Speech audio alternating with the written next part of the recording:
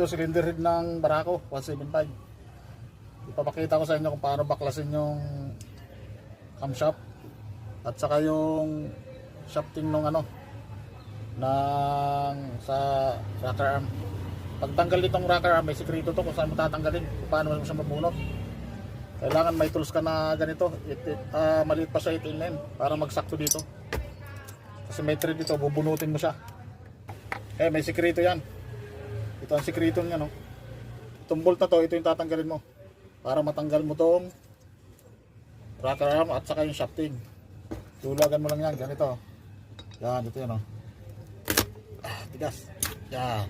Palit na ano to, aluminum na flat washer.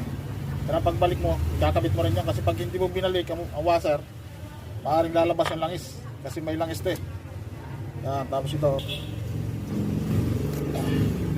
Ayan o. Ayan lang. Tanggal na. Tanggal na. Ito lang gamit. Ito yung tools. Ayan, kailangan may impact mo isa. Impakin mo rin to.